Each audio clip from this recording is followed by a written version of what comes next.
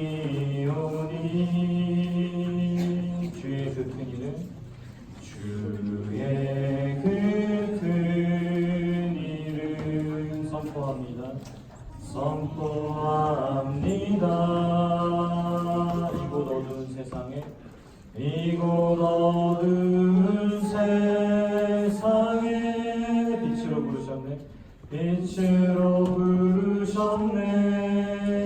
주의 얼굴 구할 때 주의 얼굴 구할 때 역사하소서 역사하소서. 교회를 세우시고 교회를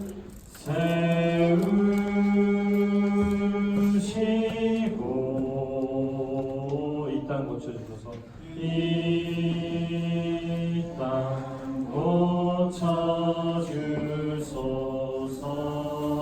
고쳐주소서. 주님 나라 임하시고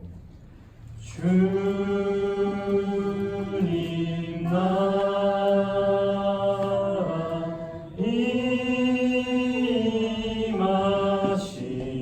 임하시고 주 뜻 이루어지이다. 주 뜻 이루어지.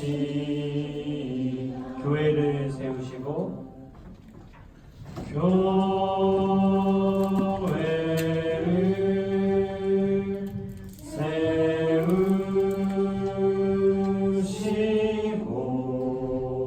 이 땅 고쳐주소서.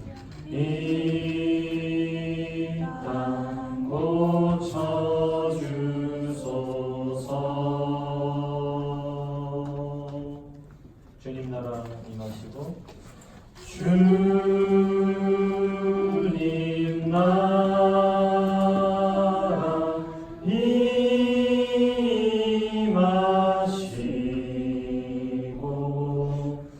주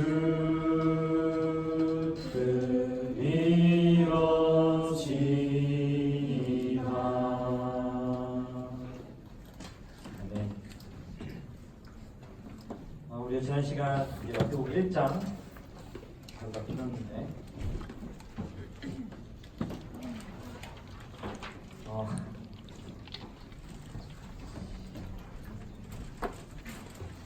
이 3, 4장을 다 끝냈어야 되는데 뭐야? 왜? 생수고요나?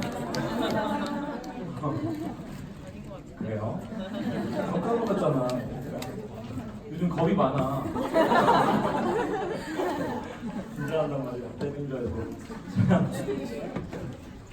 1장에서 제가 짚어드렸던 것이 1장 1절이 예수 그리스도의 창세기이다 라는 사실과 그 이야기가 구약의 멸망의 이야기가 이제는 새로운 창세기의 이야기로 신약이 시작되고 있고 그 시작을 예수 그 임마누엘이라는 그 메시아의 이름을 통해서 예수라는 이름 통해서 죄 문제가 이제는 해결되었다라는 구원에 관한 이야기를 그리고 임마누엘이라는 이름을 그 해결이 이제는 함께 하신다는 약속으로 영원토록 계속될 것에 대한 그 약속이라는 측면으로 1장을 우리가 살펴보았습니다.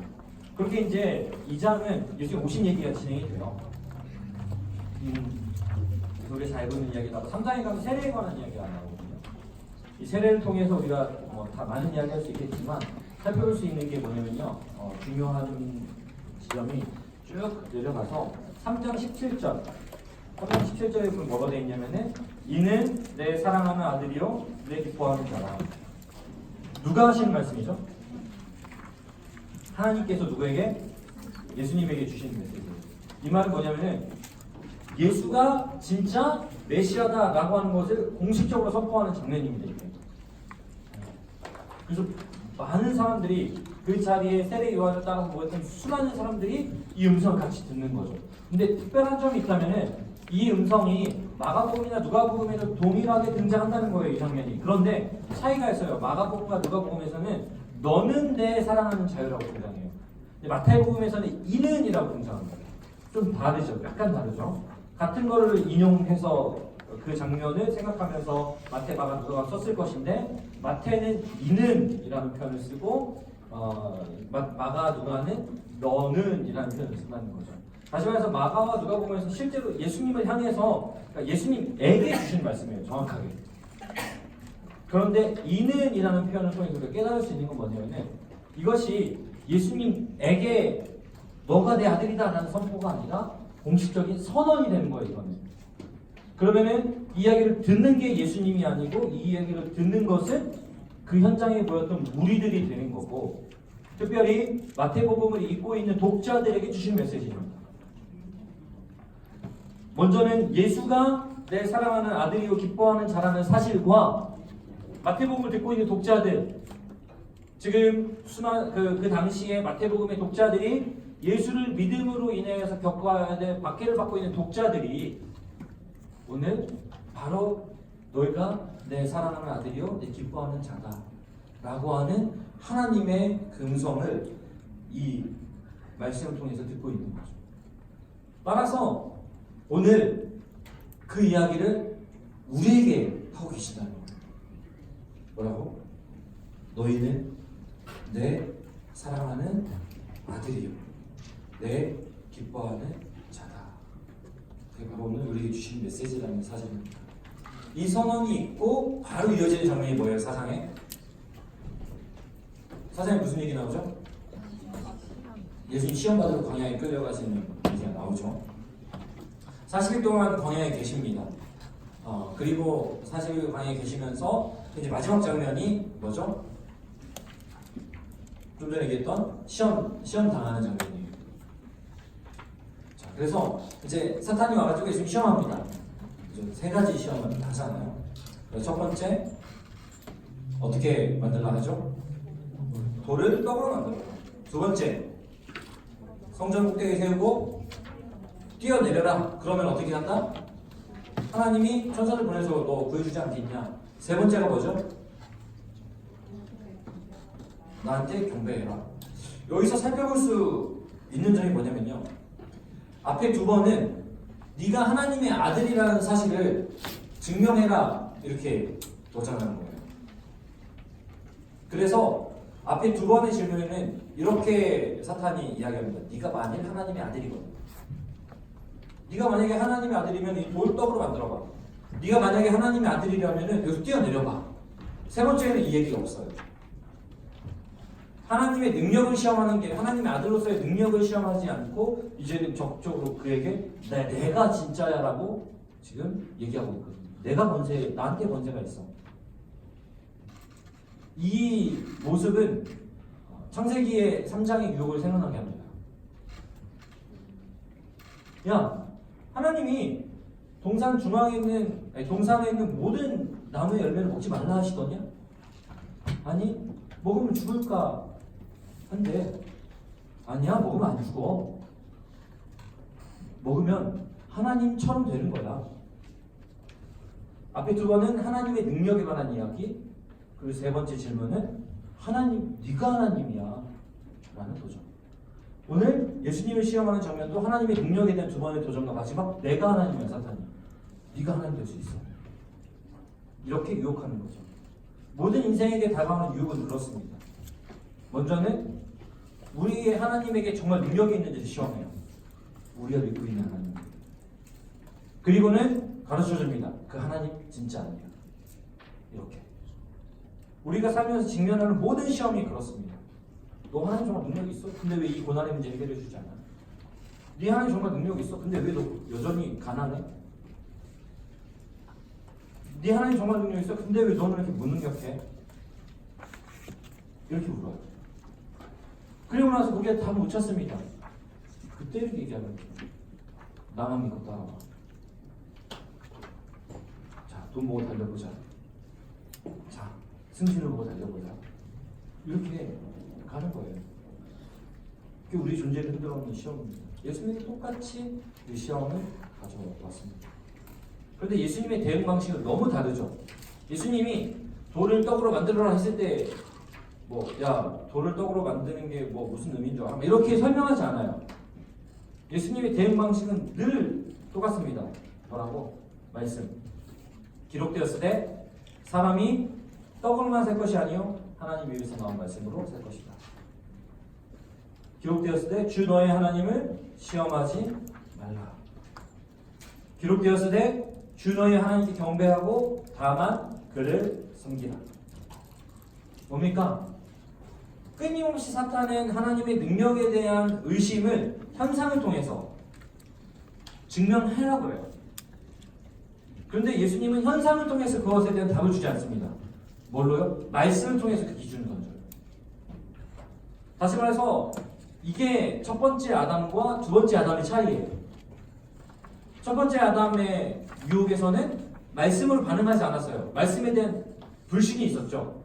정말 다 먹지 말라 하시더냐? 아니 먹어도 되는데 먹어도 되긴 되는데 동산 중앙에 있는 나무 열매는 먹지 말래. 왜? 죽을까? 죽을 수도 있대. 하나님 말씀에 대한 불신이 전제로 깔려 있습니다.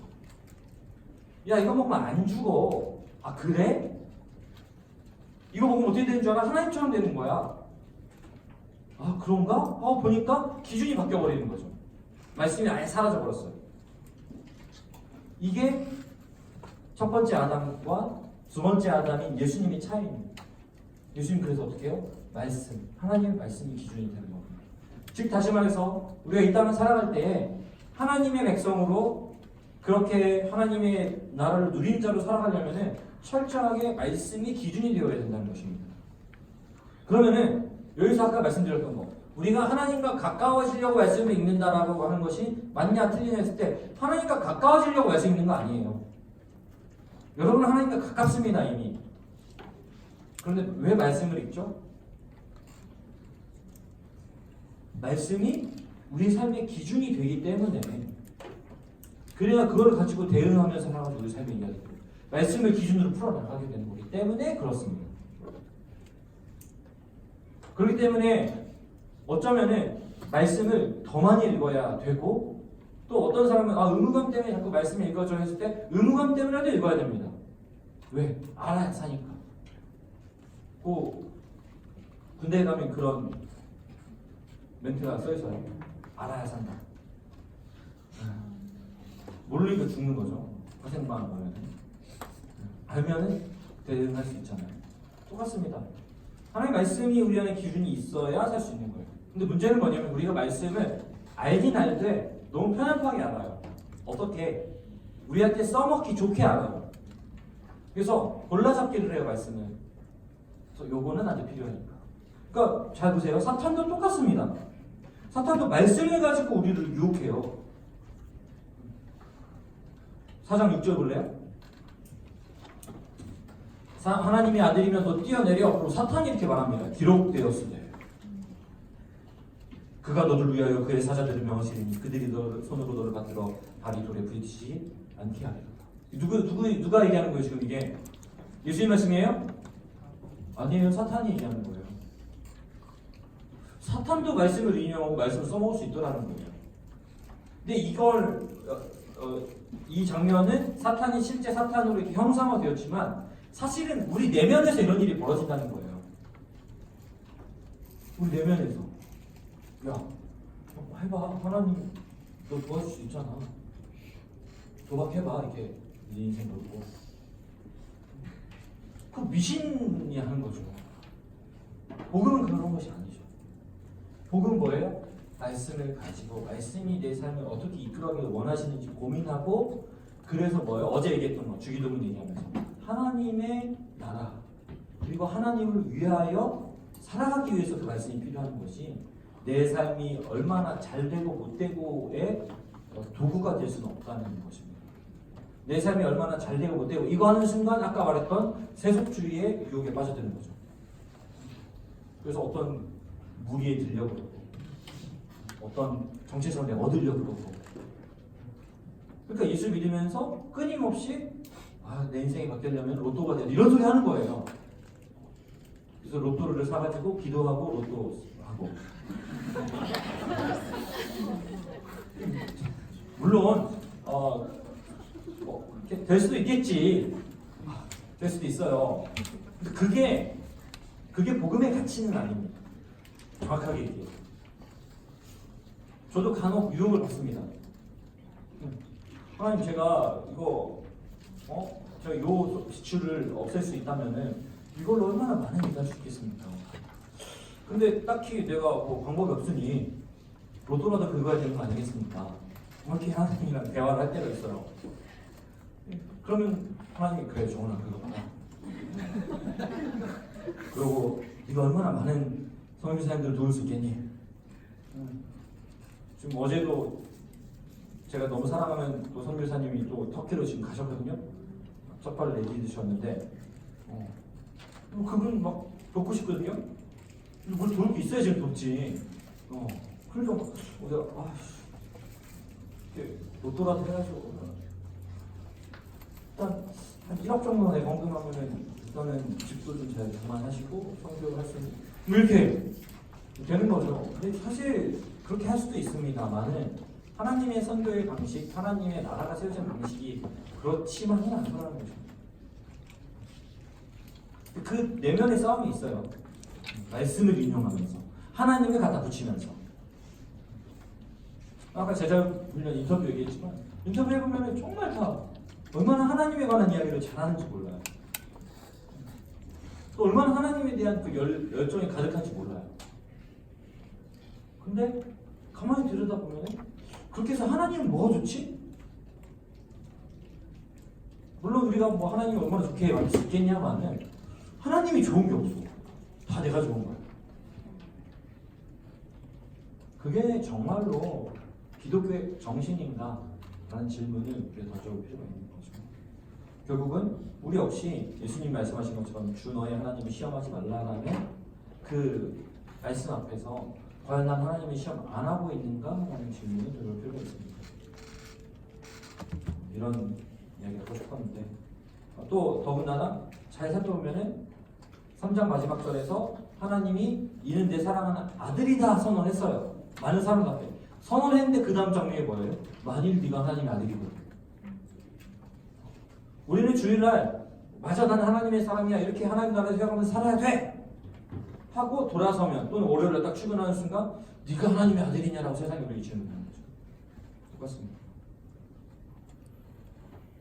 자, 그렇게 시험을 마치시고 예수님이 이제 그 시험이 끝난 다음에 11절에 마귀는 예수를 떠나고 천사들이 나와서 수종되니라. 아까 이 수종된다는 게 뭐예요? 어떤 의미일까요? 수종되는 게 어깨 안마에 대한 이런 걸까요? 이 말씀은 별로 생각 없었죠. 어떤 생각 없었어요? 수종된다는 거.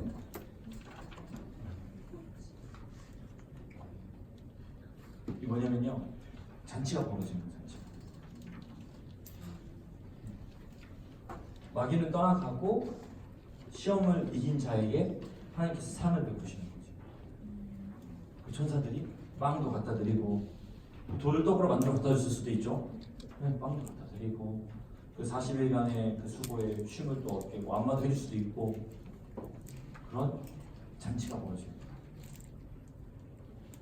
그러니까 결국 이 모든 시험과 우리가 감당하는 싸움의 결론은 그 어느 순간에 그 마지막 날에 하나님께서 우리에게 베풀어 주시는 것이 우리가 막 잡아 누리는 그런 개념으로 우리가 생각하면은 또 다시 구약으로 돌아가요. 그래서 결국 어떻게 돼요? 실패 이야기를 또 쓸 겁니다. 그게 바로 기독교예요. 그렇게 돌아가지 않고 하나님의 베푸심을 기다리며 하나님의 기준대로 끊임없이 살아내는 것. 그렇게 이제 하나님 앞에서 또 사탄 앞에서 정체성이 분명히 되고 4장 17절 드디어 이제 예수님이 이제 사역을 시작합니다. 그게 바로 회개하라 천국이 가까이 왔습니다. 천국이 가까이 왔습니다. 그런데 우리가 할 수 있는 건 뭐죠? 지금 4장 17절 보니까 뭐 하는 거예요? 회개하는 겁니다. 돌아서는 겁니다.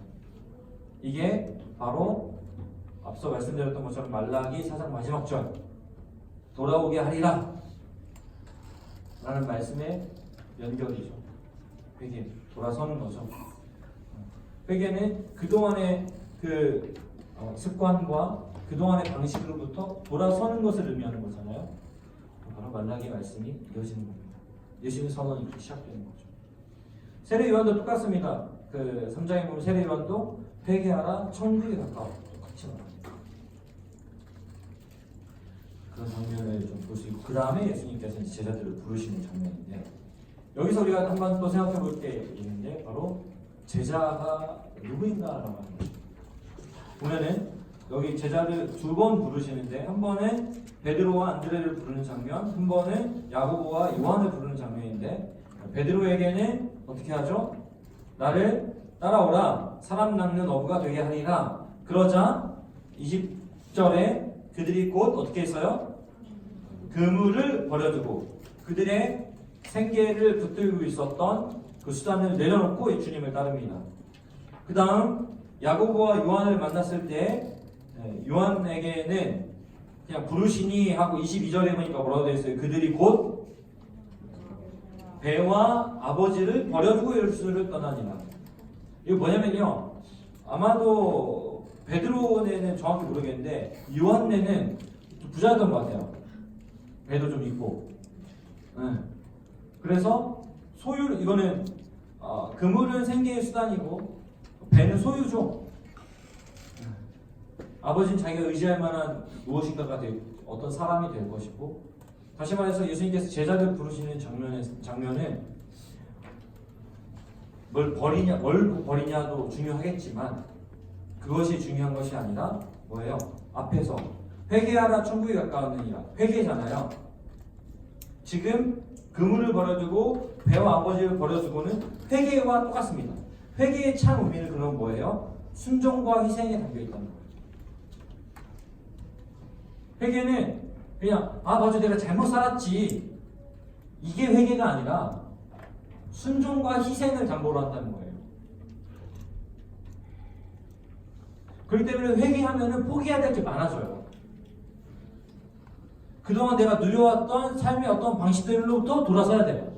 희생. 또 이제껏 내가 따랐던 세상의 방식에서 예수님의 방식을 따르는 순종. 이 순종과 희생이 철저하게 전제가 되어야 합니다. 그냥 심적으로 내가 그동안 맞아 그렇게 거짓이 살았지 이런 거는 엄밀히 말해서 기독교뿐만 아니라 불교에서도 누릴 수 있어요. 이런 거는 내가 이 땅에서 욕심 때문에 내가 그렇게 살았지 이제는 그 욕심 버려야지 비우는 거잖아요. 불교의 정신 아니에요. 회개는 그런 측면보다도 더 적극적이에요. 순종과 희생을 담보로. 그래서 이 회개, 순종과 희생을 하면 주님을 따르는 이 순간만큼은 너무 힘들어요. 왜? 버릴 게 너무 많아. 누릴 수 있는 게 너무 많이 보여. 그런데 그거를 누리지 않기로 작정해야 되거든요. 그게 너무 힘들어. 그런데 그게 회개가 가능해지고 그리고 회개한 순간부터 그것이 더 이상 힘들어지지 않는 이유가 또 하나 생깁니다. 뭐예요? 이제껏 내가 이런 것, 이런 방식, 이런 어떠한 소유, 또 목표 이런 걸로 내가 평안을 누리고 또 그걸 통해서 나의 정체성을 보장받았다면은 이제는 뭐예요? 그게 아니라는 거죠. 내가 따르기로 작정한, 그래서 순종과 희생의 짐을 기꺼이 짊어지기로 작정한, 그렇게 하게 하신 예수님이 나의 정체성이 되기에 이제는 이거를 갖는 것도 중요하고 안 갖는 것도 중요한 것이 되는 겁니다. 사도 바울이 말했던 풍부에 처할 줄도 알고 비천에 처할 줄도 알게 되는 것, 그것은 어디에서만 나오냐면요, 예수 그리스도가 내 안에 있다는 사실에 대한 확신이 있을 때만 가능한 거예요. 그리고 회개에 철저하겠다, 회개의 순종과 희생이라는 전제가 따르지만 회개는 철저하게 예수 그리스도의 채우심이라고 하는 예수 그리스도의 샬롬이 임하는 축복이 있어요. 만약에 예수 그리스도를 따르는 샬롬, 즉 평안이 없다면은 생각해 봐야 돼요. 뭐를? 나는 정말 순종과 희생을 감당하고 있는가? 아직 회개가 덜 된 거거든요. 엄밀히 봐서 예수가 믿어지긴 믿어지지만 완전한 전향이 안 이루어진 거야. 그러면은 세상에서 누릴 것들 뭐더 누리고 살 수는 있을지 몰라요. 뭐 그렇다고 해서 뭐 지옥 간다 이런 얘기 하는 거 아니에요. 완전 돌아서지 않으면은 진짜 평안을 못 맛보는 거예요. 진짜 샬롬을 못 보는 거예요. 왜? 여기 여전히 종속되어 있으니까. 여전히 저기에서의 저기 속하는 걸로 내 정체성을 보장받으려는 습성이 남아 있으니까 완전 못 누리는 거예요.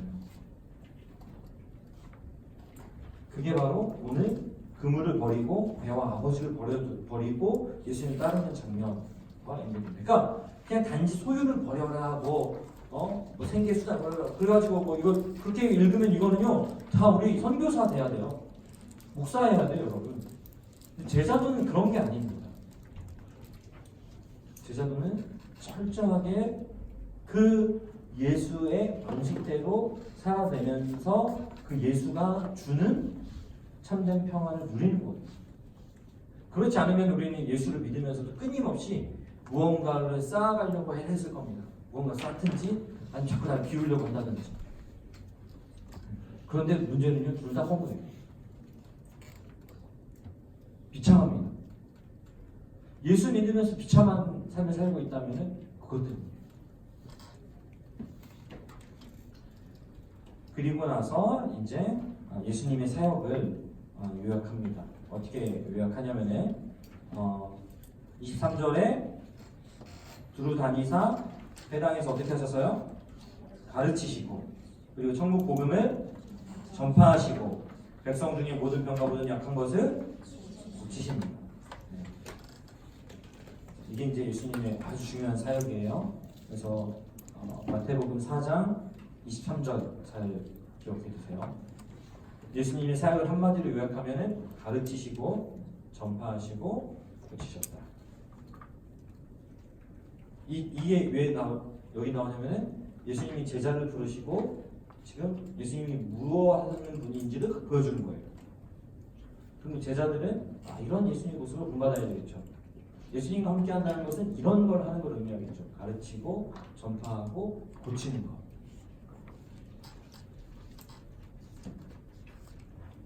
이 가르치고 전파하고 고치는 것이 이제 이어지는 5장부터 우리가 7장의 산상수훈이거든요. 이 산상수훈의 요약입니다. 가르치고 전파하고 고치는 거. 산상수훈의 요약이 아니라 5장부터 9장까지 예수님의 어떤 사역의 전체를 좀 보여주는 요약이 5장부터 9장이거든요. 그거에 대한 요약본이 이 가르치고 전파하고 고치시는 것이다. 그러면은 산상수훈 5장부터 7절에 해당하는 산상수훈은 가르치고 전파하는 일에 해당하고 그 다음에 이제 8장 9장이 예수님 사역하시는 장면이 등장하거든요. 고치시는 것 그런 것들을 요약이다 볼 수 있거든요. 자,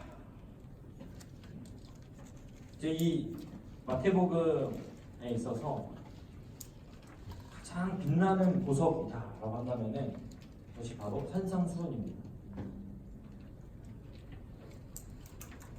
그래서 마태복음은 다 채쳐서 막 걸르잖아요.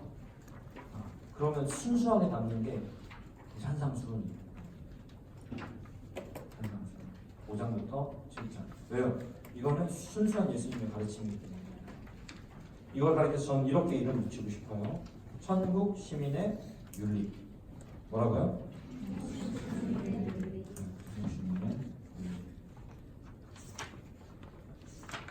또는 천국 시민의 헌법.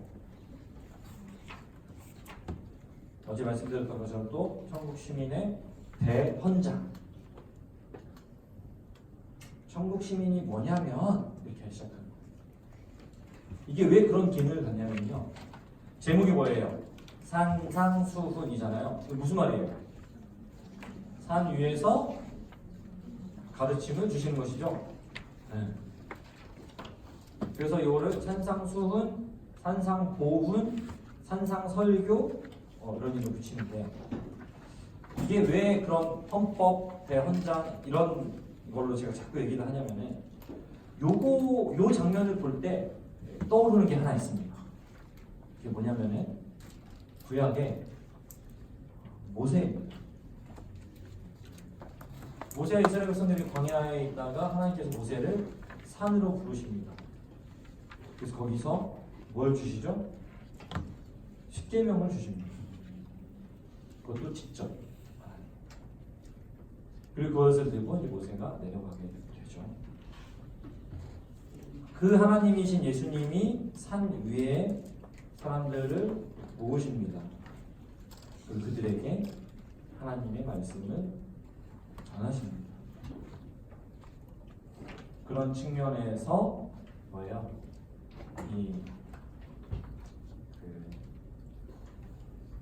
모세에게 율법을 주신 장면은 너희는 내 백성이야 라는 걸 확증하는 장면이거든요. 하나님께서 이스라엘 백성들을 동일하게 예수를 따르는 무리는 너희는 내 백성이야. 이제 이스라엘이라는 혈통적인 하나님 나라 백성의 구조가 어떻게 바뀌는 거예요? 예수를 따르는 제자들이 하나님 나라 백성 천국 시민이다 라고 하는 것으로 전환이 일어나는 장면이 바로 산상수훈입니다. 그러면은 구약의 십계명과 같은 역할을 오늘 산상수훈이 한다고 볼 수 있고, 그래서 산상수훈은 가르침을 한 10가지 정도로도 이렇게 한번 추려볼 수가 있어요.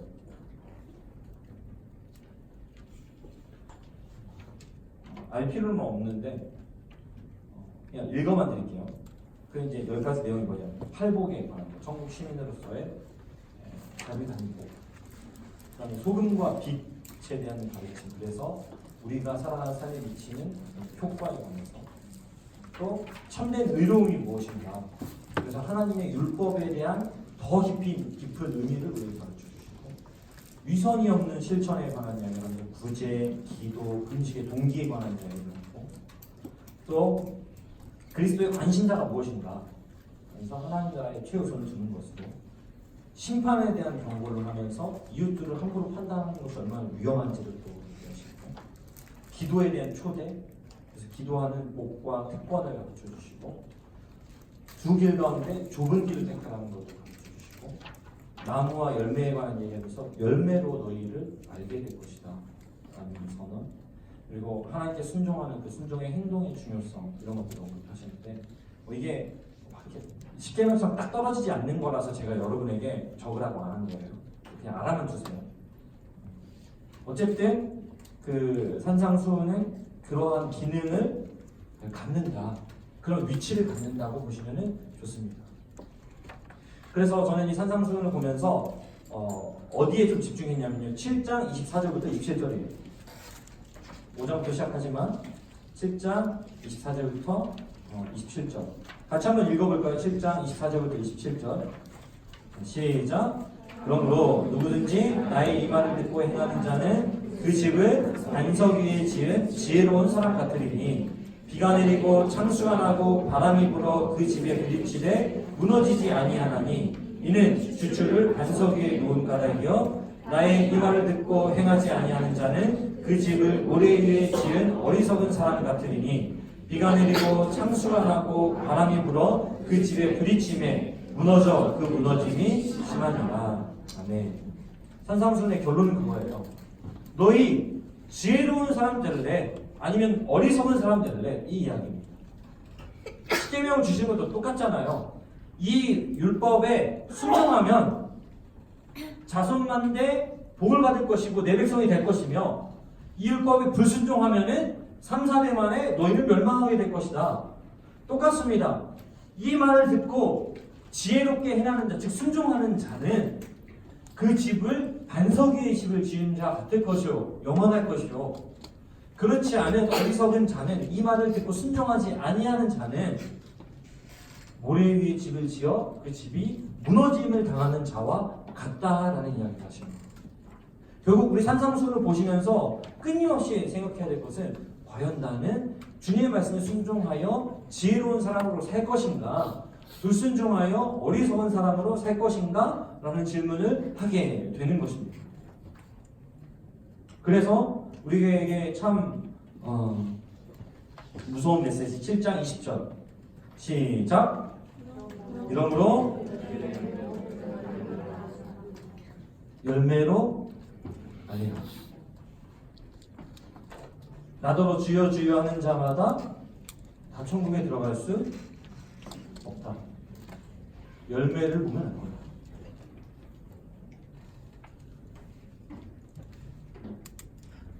이것 때문에 디톡스 주제를 삼은 것 같아요. 독이 쫙 빼야 좋은 열매가 맺히니까. 어떠세요, 여러분? 여러분 좋은 열매를 맺고 있습니까? 옆 사람한테 한번 물어보세요.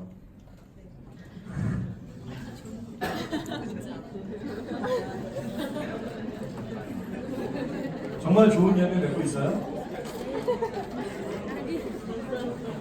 자, 그럼 좋은 열매를 맺고 있는지 한번 우리가 살펴봅시다. 5장으로 가보세요. 자, 5장으로 가보세요. 제가 많은 걸 얘기하지 않고 일단 8번만 얘기해 봅시다. 심령이 가난한 자는 복이 있나니 천국이 그들의 것이며. 자, 그러면 우리의 열매는 뭐가 돼야 되죠? 심령이 가난해야 되겠죠? 자, 심령이 가난하다는 것이 여기에서는 일단 마태는 조금 그래도 완화시켜줬어요. 심령이 가난한데 누가는 좀 빡세게 얘기합니다. 가난한 자는 복이 있나니.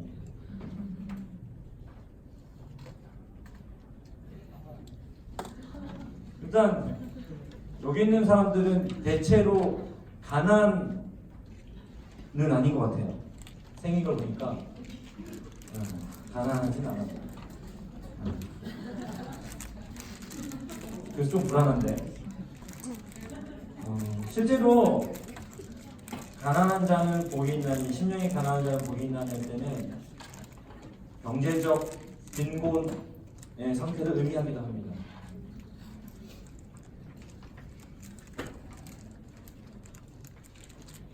그러면은 이렇게 되겠죠. 가난한 자가 아닌 사람들은 부자도 가난 안 한 사람이고 이렇게 적당히 가진 사람도 가난한 건 아니잖아요. 그랬을 때 그런 사람이 천국을 소유하는데 우리는 천국을 못 갖겠네요. 저는 차도 있고 전셋집도 있고 컴퓨터도 있고 아이패드도 있고 아이폰도 있고 요즘 지금 여기 물론 5년 된 아이패드지만 시계도 있고 구두도 2켤레 있고 운동화도 2개나 있어요. 축구화도 있고 배드민턴화도 있고 가진 게 많아. 일단 이것만 봐도 저는 가난하진 않거든요. 여러분 어떠세요? 일단은 낙제점입니다. 천국 못 들어가요. 근데 가만 생각해보니까 심령이 가난하다는 게 심령이 붙어서 나는 완화됐다고 생각했는데 심령이 붙어서 더 빡센 걸 수도 있어. 왜냐면 누구랑 비교하면 나는 물리적으로 가난한 것도 맞거든요. 한상훈은 2.0 타지만 난 1.5 타거든. 5호는 1.5 터보 타지만 난 1.5 타거든. 뭐 이런 거예요. 그럼 일단 나는 저들보다 가난해. 할 말은 있어. 물리적 가난함은 심령이 가난하면 되는데. 그러니까 이제 물질적 가난에 관해서는 어떤 우리 소비주의 사회를 살아가는 우리에게 소비주의의 유혹을 벗어날 수 있냐라는 질문을 던지고 있는 것이기도 해요. 그러니까 내가 내 아반떼 이렇게 뭐지? HD?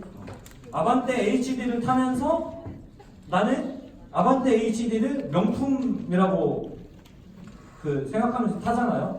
그래서 도로 위에 섰을 때 누구보다도 내 자부심으로 가득하잖아. 빛나는데 은색 아반떼를 타면서. 근데 어때요? 그걸 타고 가는데 뭐 옆에 다른 차가 지나갔을 때 저 차가 더 좋은 차네.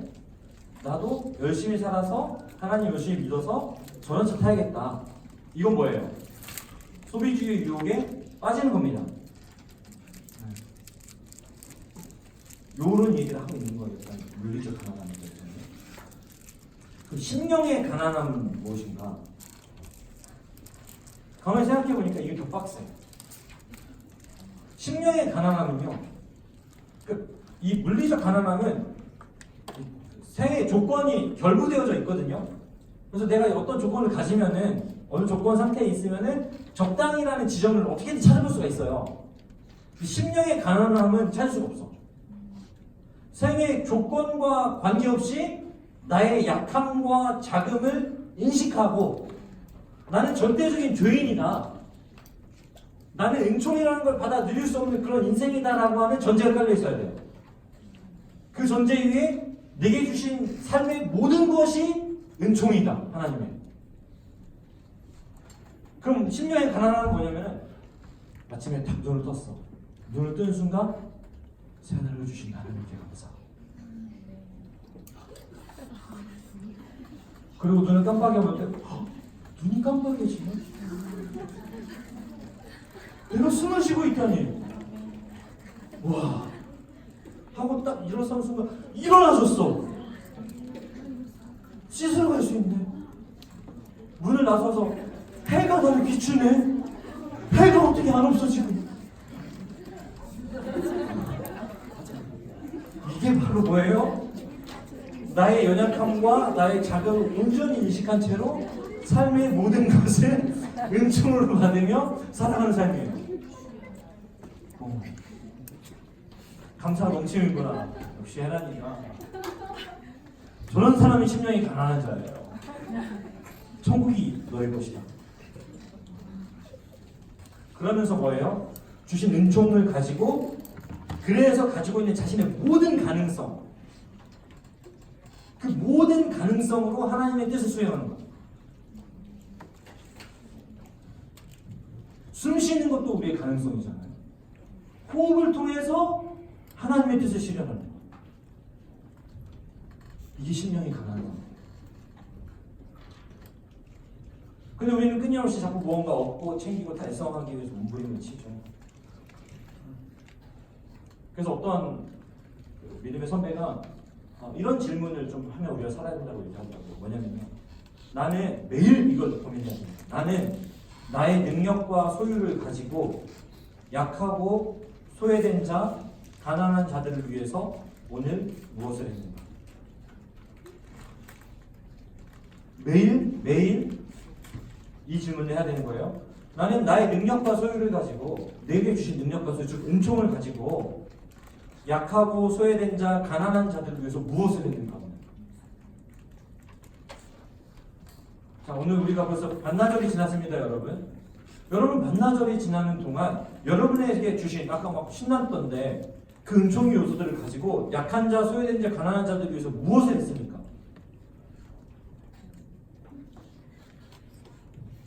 답할 수 없으면 일단 심령이 가난하지 않아요. 부한 자입니다. 가질 만큼 가진 자입니다. 첫 번째 질문 넘어가기조차도 어렵죠, 우리는.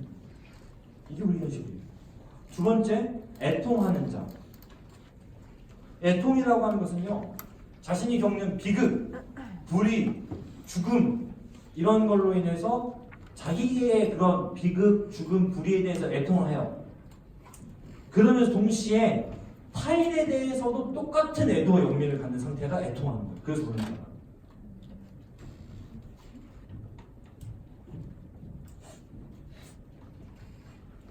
그 말은 뭐냐면요.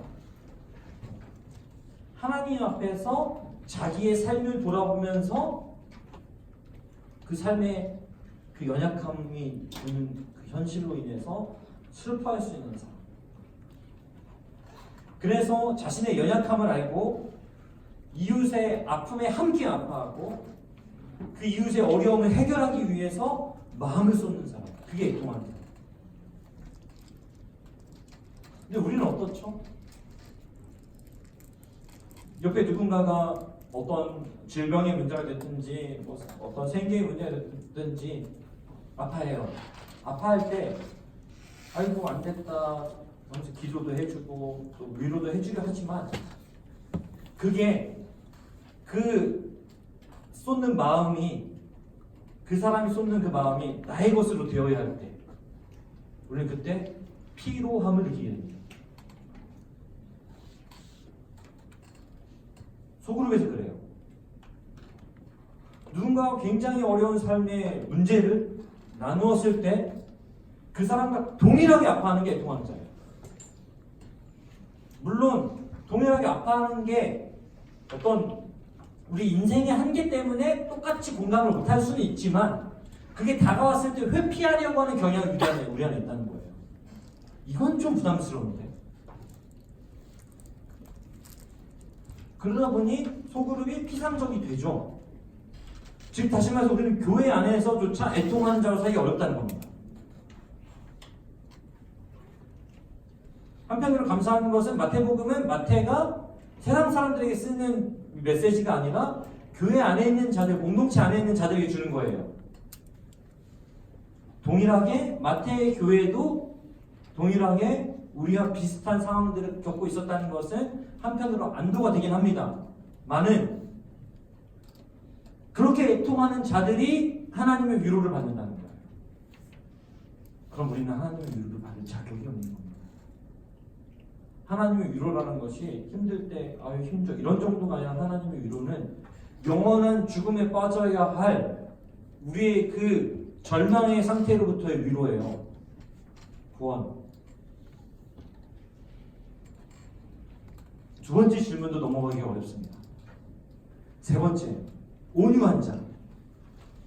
온유한 자는 복이 있나니 땅을 기업으로 받는다 했을 때 그래도 몇몇 사람은 안도의 숨을 내쉴 수도 있어요. 그래도 나는 온유한 편이지. 난 성질 잘하는데. 저 같은 사람이 다 끝났어요. 안에 노가 많아가지고. 우리 가운데도 왜 좀 온유한 사람 있잖아요. 윤장하고 뭐 어떡하겠냐 우리는. 아르건데. 그래도 윤정이 많이 온유해져가지고 지금 땅을 기업으로 받는데 좀 지분이 좀 생기긴 했어. 걱정하지 말고. 지금이 넓어졌어. 이 온유함이라는 것은요, 그냥 따뜻하고 부드러운 이미지를 연상한다면 그것은 온유함이 아닙니다.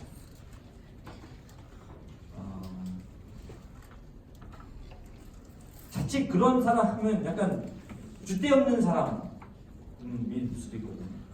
그런 어떤 성격이 아니에요. 또 역시 하나의 덕목인데 이거는 사나움에 대비되는 말이에요. 그런 면에서는 아까 조금 조심스럽게 하는데 우리가 사납잖아요. 무슨 말이냐면요, 그 사나움이라는 게 얼마나 성격이 왈가닥하고 강한지에 관한 이야기가 아니라 제멋대로 날뛰는 감정을 잘 추스리고 다스릴 수 있는지에 관한 질문이고요. 그래서 얼마나 자기를 지킬 수 있는 사람인가요? 그래서 보면은 대표적인 예가 성경이 온유한 사람으로 지칭하는 대표적인 예가 두 명이 등장하거든요. 성경에는 한 명은 구약의 모세입니다. 민수기 12장 3절에 보면요, 이 사람 지면에 이 사람 모세보다 온유한 사람 없다 그래요. 그 다음 이거는 근데 성경 하나님이 이렇게 모세는 해주셨는데 두 번째 분은 조금 조심스럽게는 자기가 얘기했어요. 나는 온유하고 겸손하니. 누구죠? 예수님. 자, 예수님과 모세를 생각해 볼 때 그냥 단지 따뜻하고 부드러운 성격을 의미하는 건 확실히 아니죠. 예수님 막 열받아가지고 성전 막 다 뒤집어 엎으셨고, 모세 열받아가지고 하나님이 그 지팡이로 이렇게 쳐라 그랬는데 열받아가지고 땅땅 때리고, 그죠? 이런 사람입니다. 그랬을 때 그냥 단지 따뜻한 사람을 의미하는 게 아니에요. 온유함은 얼마나 하나님 앞에서 제멋대로 뛰는 우리의 이 감정 상태를 잘 다스릴 수 있는 사람인가 말입니다. 그래서 하나님의 때를 기다릴 줄 아는 사람. 우리 안에 조급함이 있다? 이런 하나님의 역사에 대한 조급함이 있다? 그러면 온유한 사람은 아닙니다. 그래서 신앙생활 하다 보면은 신앙생활 하면 할수록 하나님의 때를 기다릴 수 있는 조금의 너그러움과 넉넉함이 생기죠. 조금 조급함이 사라집니다. 그게 이제 은혜입니다. 세 번째도 역시 넘기는 쉽진 않은 것 같습니다. 이 팔복 8개인데 세 개만 해도 우리 끝났어. 벌써 한 여기서 95%는 나는 글러서 먼저 가. 왜냐면 이 뒤로 갈수록 더 빡세진다는 걸 여러분 아셔야 돼요. 네 번째 뭐라고 했죠? 의에 줄이고 목마른 자. 여러분 잘 보세요. 의에 줄이고 목마른 자 그러면 의를 잘 따라가는 자 이렇게 생각했는데 줄이고 목마른 게 뭐예요? 줄이고 목마른 상태가 뭐예요? 배고프네. 이런 게 줄이고 목마른 상태예요? 줄이고 목마른 거는 방금 말한 것처럼 막 참을 수 있는 상태는 아니에요. 여기 있는 저 제주 강력전에 탄통 다 마셔야 돼 지금. 그럼 죽게 생겼어. 이런 거예요. 아침에 나올 때 이렇게 우리 애들이 미니언즈를 보고 있는데 애들이 미니언즈 세 마리가 조그만 조각배 타고 바다 건너는데 너무 길어져가지고 배가 고팠어. 한 녀석이 두 명을 딱 보니까 바나나로 보여. 바나나 바나나인 줄 알고 자기 앞에 있는 미니언즈 막 핥아먹더라고. 이런 게 줄이고 목마른 거거든요.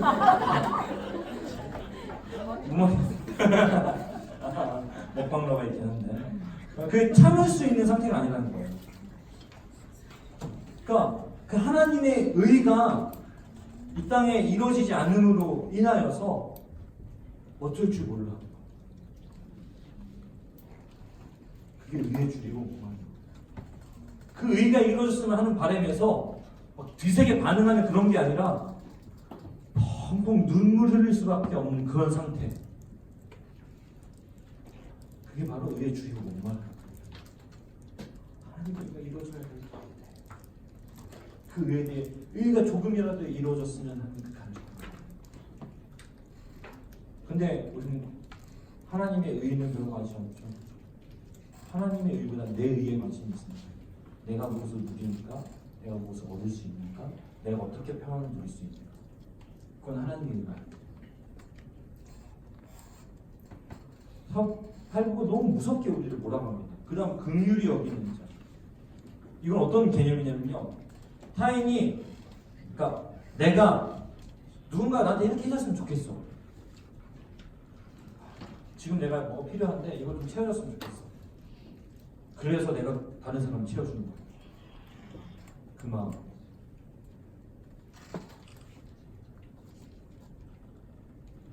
일이 막 미치도록 쏟아져가지고 누군가가 일 끝났다고 이거 하나만 좀 어떻게 해줘야좀 좋겠는데 할 때 그 마음으로 다른 사람의 일을 해주는 거예요.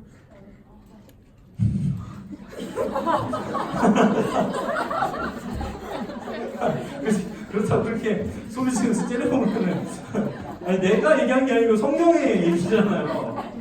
네. 성경의 가르침. 그래서 긍휼히 여김 할 때 딱 떠오르는 게 뭐가 떠오르면 좋냐면요. 어머니상이에요. 어머니상. 어머니의 마음은 잘못된 어머니 말고 어머니의 마음은 품는 거잖아요. 품에 안아주는 거잖아요. 이 세상은 날이 서 있고 분노로 가득해서 어떻게든 내가 용납받기를 원하지 누굴 용납하려고 하는 것이 이 세상의 법칙이에요. 그런 사람을 끌어안는 거예요. 온몸이 가시로 돋쳐있는 그 사람을 품에 안는 그 어머니의 마음이 바로 긍휼이에요. 집에서도 안 되고 소그룹에서도 안 되는 일을 세상과 해야 된다는 게 괴로운 일인데 그런 사람이 어떻게 된다고요? 긍휼히 여김을 받는 것입니다. 하나님이 긍휼히 우리가 우리의 죄를 사하여 준 것 같이 우리의 죄를 사하여 주옵시고 의 개념이 되겠죠. 그 다음 마음이 청결하면요 하나님께서 주신 그 처음 마음을 가진 상태입니다. 하나님의 형상에 훼손이 없는 상태. 끝났어요 이제 우리는. 마음에 그 티가 없는 사람이 어디 있어요? 우리도 모르는 사이에 욕망과 이기심의 찌꺼기가 이미 불순물로 우리 안에 있으면서 우리 더럽게 하고 있잖아요. 그래서 이제 필요한 게 있다면은 하나님의 빛이 그것을 계속 닦아내고 걸러내야 되는 계속적인 과정이 필요한 건데. 그다음 화평하게 하는 자. 이건 샬롬. 분쟁과 갈등으로 가득한 이 세상 속에 샬롬을 계속 이루어내는 삶입니다. 우리가 있는 곳에는 하나님의 샬롬이 있어요. 우리가 있음으로 인해서 막 분노가 생긴다 그러면은 안 되겠죠. 내가 있으니까 화평이 생긴다. 이 개념이 만들어져야 된다는 거거든요. 좀 빨리 넘어갈게요. 그런 사람들이 하나님의 아들이에요. 그러니까 하나님의 아들이신 예수님이 이 땅에 딱 있을 때 이 땅에 샬롬이 임한 거거든요. 그게 우리의 삶이 되어야 되는 거예요. 저는 좀 이런 게 좀 어려운데 좀 가는 데마다 사람 흥분시키는 경향이 있어요. 좀 그런 거 다른 거라고 생각하고 그 다음에 이제 마지막이 의를 위하여 박해받는 자. 아까 의에 줄이고 목마르는 거고 이거는 의를 위하여 박해받는 자. 아까는 의에 줄이고 목마르어서 그 의가 이루어지지 않음으로써 애통해하는 것이 어떤 의에 줄이고 목마른 거였는데 이제는 뭐예요? 그 의를 위해서 살아가는 겁니다. 그 의대로 살아가는 겁니다. 하나님의 의, 하나님의 샬롬을 그러니까 화평케 하는 자하고 연결되어져요. 화평을 위해서 살아가는데 그렇게 살아가다 보면 당연히 뭐가 있어요? 박해가 있습니다. 왜요? 세상은 불의하기 때문에 불의한 세상에 하나님의 의라는 개념이 들어가면은 그에 대해서 적극적으로 거부하는 습성이 세상 가운데 있어요. 그게 11절의 내용인데요. 너희가 만약에 그렇게 10절처럼 산다면은 어떻게 하냐면요. 너희를 욕하고 박해하고 거짓으로 너희를 거슬러 모든 악한 말을 하게 된다는 거예요. 우리가 제일 당하기 싫어하는 것을 다 당하게 된다는 거예요. 디모데에는 이렇게 바울이 디모데에게 이렇게 얘기합니다. 경건하게 살고자 하는 자는 박해를 받으리라. 안타깝게도 성경은 계속해서 우리에게 얘기합니다. 하나님의 사람으로 살려면 박해를 받아. 하나님의 사람으로 사는 거는 굉장히 힘든 일이야. 이렇게 얘기합니다. 그래서 우리도 얘기합니다. 저도 그래서 하나님의 사람으로 살기 힘들어요. 뭐 대체 어떻게 하라는 거예요? 팔복 지금 5, 6, 7장 절수도 많아요. 5장도 뭐 이렇게 48절까지 있고 6장도 34절, 7장도 27절까지 계속 반복해서 우리한테 가르침을 주거든요. 지금 이거 8개도 못 지키겠는데 어떡할 거예요? 분명히 아까 1장을 시작할 때만 해도 기대를 가지라. 예수 그리스도가 풀어갈 그 역사를 기대해라. 이런데 이미 4장 만에 절망이 임했어 우리가. 이렇게 숙연할 수가. 심지어 아까 말했듯이 7장에 가니까 어떻게 됐어요? 열매로 알리라. 지금 한번 물어보시죠. 그 사람에게. 자 이제 우리가 팔복을 받는데 너 천국 갈 수 있겠니? 참 못 물어보겠지.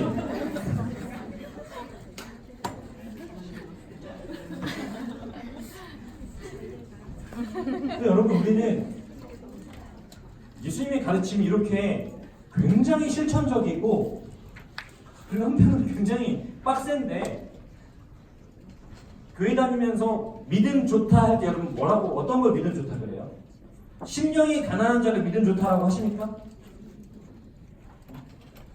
애통하는 자를 믿음 좋다 하십니까 여러분? 온유한 자를 믿음 좋다 하십니까? 보통 이렇게 얘기할 이런 모습을 봤을 때에는 그 사람 참 좋은 사람이다. 인간됨을 얘기하죠. 신앙의 정도를 얘기 잘 안 하죠. 보통 우리가 신앙 좋다, 믿음 좋다 할 때는 어때요? 어떤 상태예요? 큐티를 잘한다, 공동체에 잘 나온다, 예배를 빠지지 않고 드린다, 헌금을 많이 한다, 또는 뭐 방언을 한다, 전도를 많이 한다, 잘한다. 우리에게 있어서 신앙의 기준을 주로 이런 데 있어요. 리더를 한다 하지 않는다 뭐 이런 거. 그래서 뭐 엘더면은 막 신앙이 거의 뭐 성 프란시스코급이야.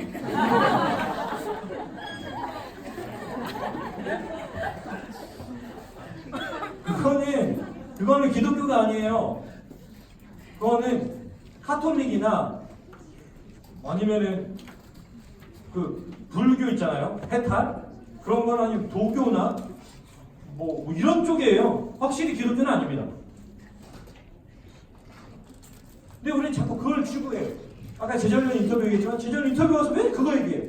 저는 경건 생활을 제 힘으로 잘못해서 강제성이 필요합니다. 강제성이 필요한데 왜 나한테 와? 너무 나쁜 사람 만들어. 내 빨간 모자 쓰고 내가 하는 것도 아니고 네가 해! 뭐 이런 거거든요.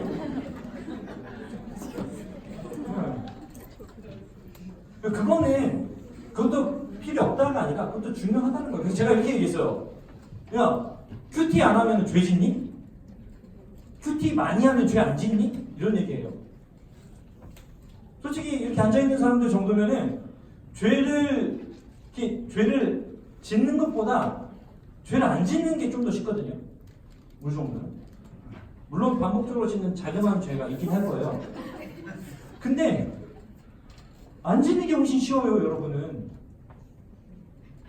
뭐 그렇잖아요. 뭐 횡령하고 남 등쳐먹고 뭐 누구 죽이고 길 가던 사람 묻지마 폭행하고 뭐 그래요? 맨날 하나님 없다고 막 세상에 막 알리고 이래요? 그냥 혼자 막 뽕해가지고 하나님 없는 것 같아 하고 혼자 맘상해가지고 막 울고 뭐 이러지. 잘 안 그래요, 여러분. 죄 잘 안 지어요. 생각보다. 근데 그런 거를 자꾸 우리가 신앙의 기준, 신앙의 중요한 요소로 여긴다는 거예요. 성경은 우리에게, 여러분, 이 성경에서 큐티아라는 본문 찾아보세요. 성경이 경건하게 살고자 하면 박해를 받는다 이런 말을 많이 하는데 큐티를 안 하면 지옥 간다는 말은 한마디도 없어요.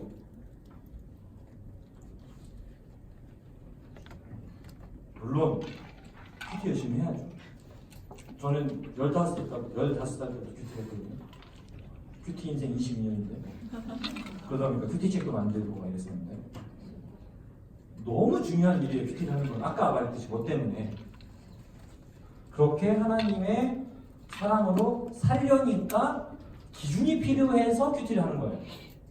그리고 하나님이 어떤 분인지 알려니까 그래야 우리 삶 속에서 그런 하나님이 어떤 분인지에 대한 기준이 나오니까 큐티를 하는 거지. 큐티를 하면 하나님과 가까워지고 큐티를 하면은 죄를 안 짓고 큐티를 하면은 신앙의 고면 위치에 오르고 큐티를 하면은 유혹을 안 받고 아니에요. 큐티에도 유혹 받아요. 경험했잖아요. 이미 경험하고 있잖아요. 어제도 큐티하고 출근했는데 욕했잖아요. 그런 거거든요. 근데 우리는 자꾸 그렇게 착각하는 거예요.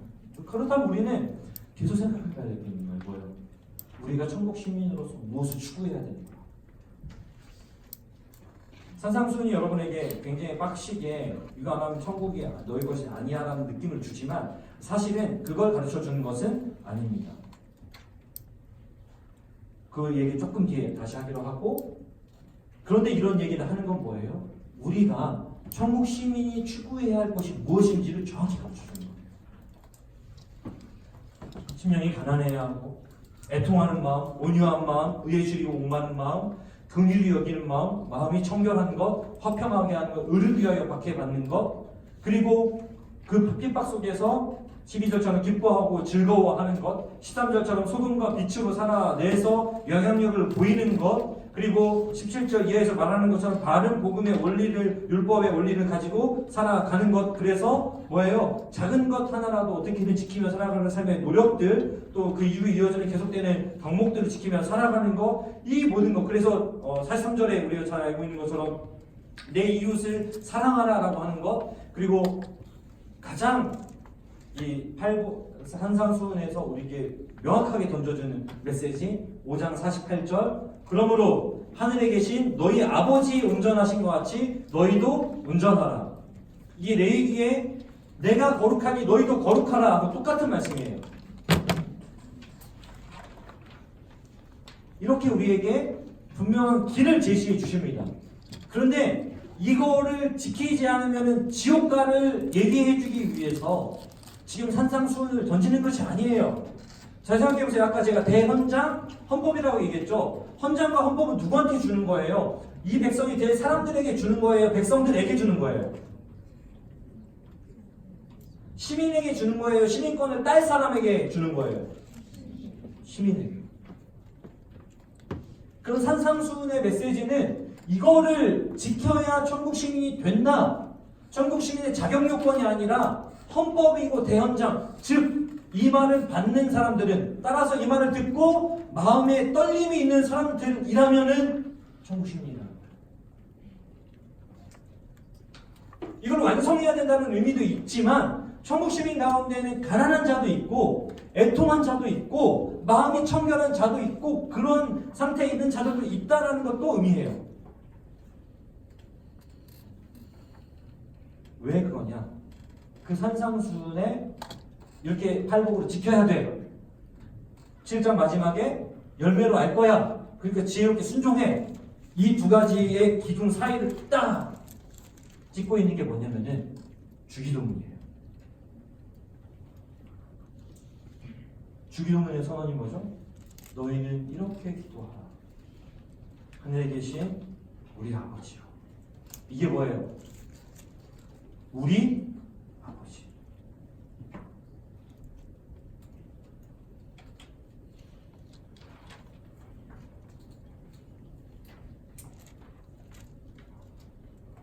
제가 응수 아버지를 보고 아버지 이렇게 할 수 있어요?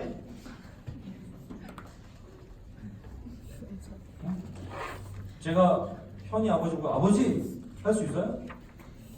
그럼 뭐라 하시겠어요? 그치? 너는 누구냐? 이러겠지. 그 말은 뭐예요? 아버지라 부를 수 있는 건 뭐죠? 관계가 있다는 겁니다. 그 아들이 아버지라 부를 수 있는 거예요. 예수님이 우리에게 기도를 주시면서 이렇게 주셨어요. 하늘에 계신 우리 아버지여 라고 부르라고. 그럼 이 말을 듣고 있는 제자들이나 이 말을 듣고 있는 그 현장에 모여있는 사람들이 지금 아까 말했던 그 요건에 부합한 자들입니까? 아니라는 거죠. 이름이 거룩히 여김 받으시려며 나라가 임하시려며 뜻이 하늘에서 이룬 것이 땅에서도 이루어지이다. 하나님의 뜻이, 하나님 우리 아버지의 뜻이 이 땅 가운데 이루어지는 것을 저는 보고 싶습니다. 보여주세요. 아마 하나님 그렇게 하실 거예요. 이렇게 선언하는 거예요. 그래서 오늘 우리에게 나에게 일용할 양식을 주셨고 우리에게 죄진자를 사하여 주신 것 같이 우리 죄를 사하여 주셨고 우리를 시험에 들게 하지 마시고 다만 악에서 구하셨소서. 하나님 저를 좀 지켜주세요. 하나님의 그 요건에 자격 미달인 사람이 하나님에게 이러한 요청을 드릴 수 있습니까? 없습니다. 또 어제 말씀드렸죠. 이 주기도문의 두 가지 이 기둥은 하나님을 위해서 그리고 나를 위해서가 아니라 우리를 위해서, 이웃을 위해서라는 개념을 말씀드렸죠. 그랬을 때 나라와 권세와 영광이 아버지께 영원히 있사옵나이다라고 선언할 수 있는 거예요. 그리고 그 내용이 어디로 연결된다고 했죠? 마태복음 6장 33절. 너희는 먼저 그의 나라와 그의 의를 구하라. 그리하면 이 모든 것을 너희에게 더하시리라. 왜요? 이것이 바로 천국 시민의 자격을 얻은 사람들에게 주시는 은혜입니다. 이걸 통해서 우리가 깨닫는 건 뭐예요? 우리는 할 수 없다. 열매로 알리라. 열매를 우리는 맺을 수 없다.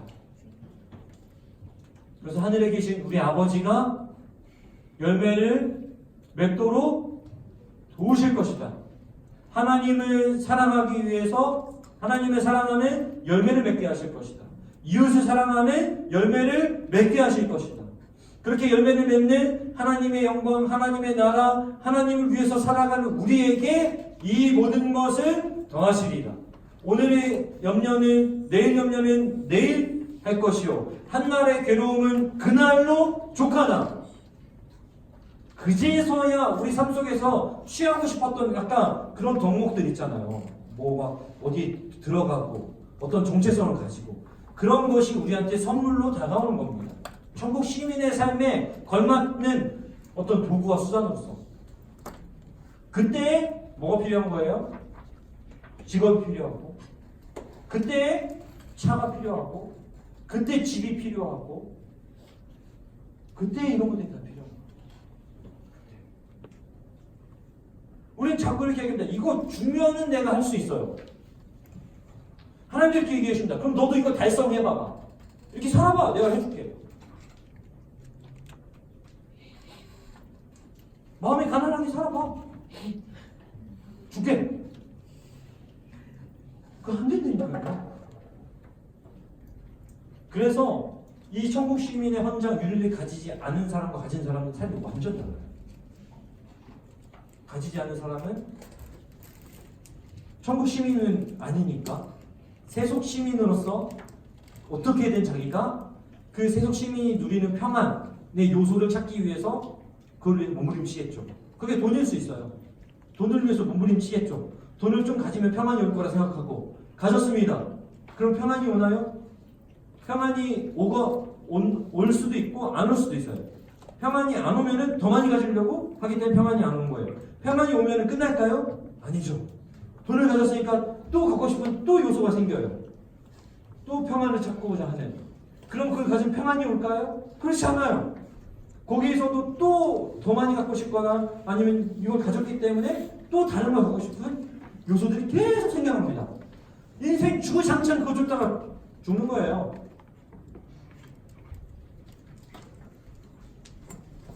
제가 저희 아이들을 양육하면서 이 부분에 대한 도전을 날마다 받아요.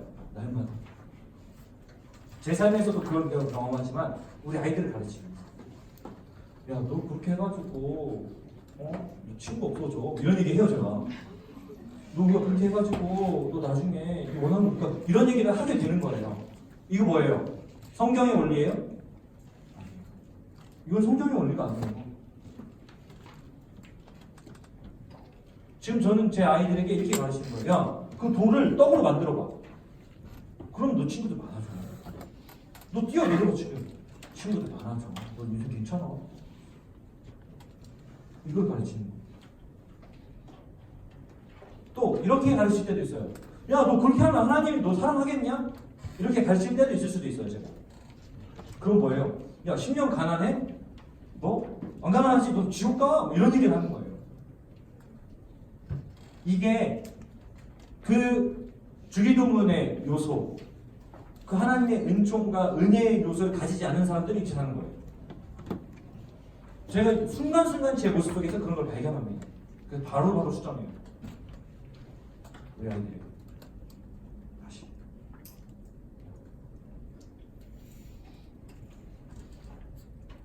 왜요? 천국 시민은 이거를 가졌기 때문에 행복한 게 아니에요.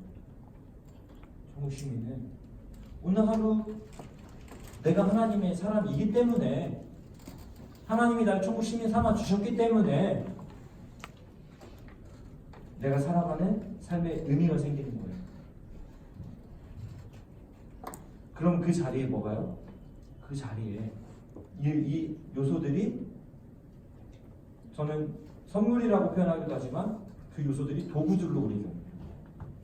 어떤 도구? 천국 시민으로 살 도구.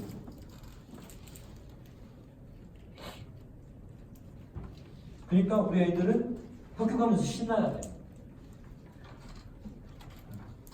왜 신나? 친구들을 만난다. 나에게 그런 친구들을 만나요. 그래서 그냥 하나님의 사람으로 사는 거예요. 복음을 말로 복음을 전할 수도 있고 삶을 살아낼 수도 있고. 그래서 아이들이 그런 얘기 많이 합니다. 야, 친구들 많이 친하게 지내. 그 이유는 뭐예요? 그게 천국 시민의 삶이거든요. 아빠 누가 나를 괴롭히고 어쩌고 했는데 야, 그래도 너무 미워하지만 그랬다. 걔가 나쁜 애는 아닐 거 아니야. 이런 얘기 같이 막 나눠요. 근데 진짜 나쁜 애야. 뭐 이렇게 얘기하고. 잘 생각해봐. 진짜 걔 진정으로 걔가 본성이 나쁜 애인 것 같아. 뭐 이렇게 하고. 왜요? 우리가 천국 시민이라면 어떻게 살아야 될지 대한 고민을 계속하면서 우리가 사는 거예요. 근데 그거 우리 힘으로 안 됩니다. 그래서 기도하는 거죠. 그러면은 더 하시는 거예요. 또 살게 할 능력을 주시는 거예요. 그게 산상수훈이 우리에게 던져주는 가장 강력한 메시지입니다.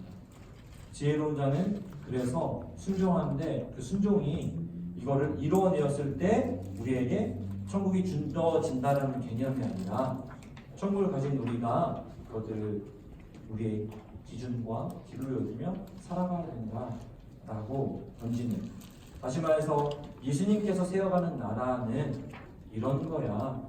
너희도 이런 나라를 꿈꾸며 살아야 되겠지? 라고 던져주신 메시지라는 것입니다.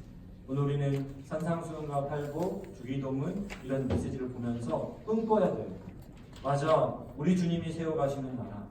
그래서 우리 청년일부 공동체 그리고 우리가 거하는 모든 공동체가 이러한 나라가 되어야 할 텐데, 하나님은 이런 나라로 만들어 가실 것인데 그것을 위해서 내가 조금이라도 쓸 수 있다면 참 좋겠다.